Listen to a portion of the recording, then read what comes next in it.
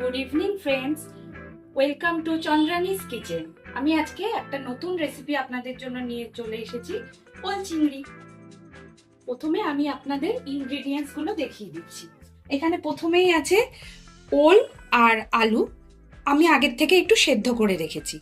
আর এখানে আছে চিংড়ি মাছ, আর এখানে আছে প্রথমে আছে পেঁয়াজ বাটা, তারপর একটু আদা বাটা, তারপরে একটু নুন, একটু হলুদ গুঁড়ো, একটু জিরের গুঁড়ো, একটু লাল লঙ্কার গুঁড়ো আর একটু ধনে গুঁড়ো। প্রথমে চিংড়ি মাছটার মধ্যে একটুখানি লবণ, সামান্য একটু লবণ আর একটু হলুদ দিয়ে চিংড়ি মাছটাকে একটু ম্যারিনেট করে নেব।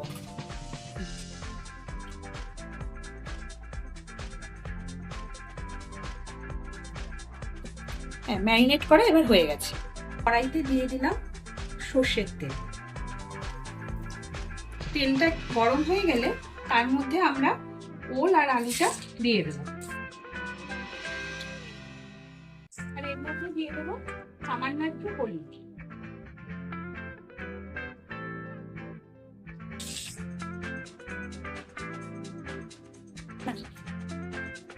তারপর একটু নেড়ে নেব।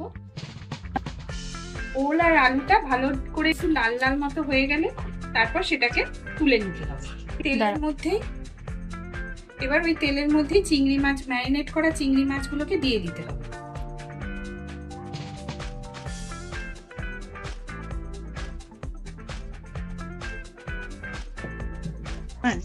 চিংড়ি মাছগুলো ভাজা হয়ে গেছে, আমরা চিংড়ি মাছগুলোকেও এবার তুলে নেব। এরপর ফোড়নে দিয়ে দিলাম দুটো এলাচ আর একটু দারচিনি। এলাচ আর দারচিনিটা থেকে একটু সুন্দর স্মেল বেরোলে তার মধ্যে দিয়ে দেবো পেঁয়াজ বাটা।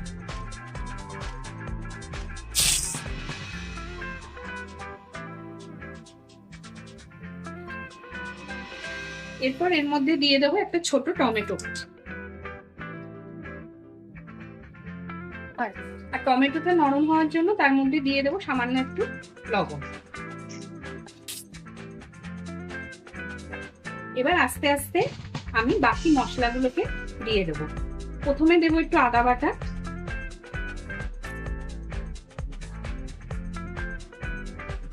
এবার আদাটা একটু ভাজা ভাজা করবো।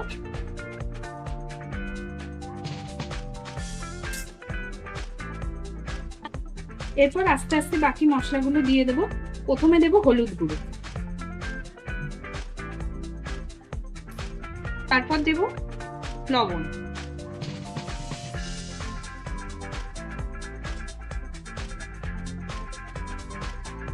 তারপর দিয়ে দেবো লাল লঙ্কার গুঁড়ো। এরপর নিয়েছি, এবার দেবো জিরের গুঁড়ো, আর একদম লাস্টে দেবো একটু অল্প করে ধনের গুঁড়ো। এবার দিয়ে দেবো অল্প করে একটু জল, যাতে মশলাটা কড়াইতে না লেগে যায়।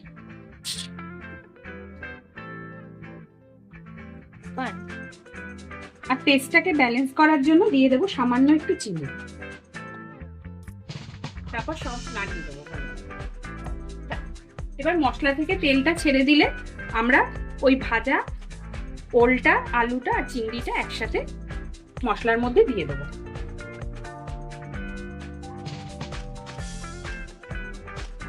এবার এটাকে ভালোভাবে এই মশলাটার সাথে কষাবো। ভালো করে মশলার সাথে এগুলো সব কষানো হয়ে গেলে এবার দিয়ে দেবো জল।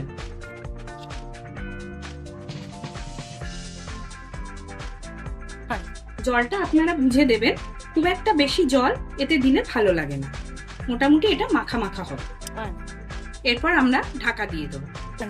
এরপর ঢাকাটা খুলে মোটামুটি এটা হয়ে গেছে। শেষে নামানোর আগে দিয়ে দেবো একটু গরম মশলার গুঁড়ো।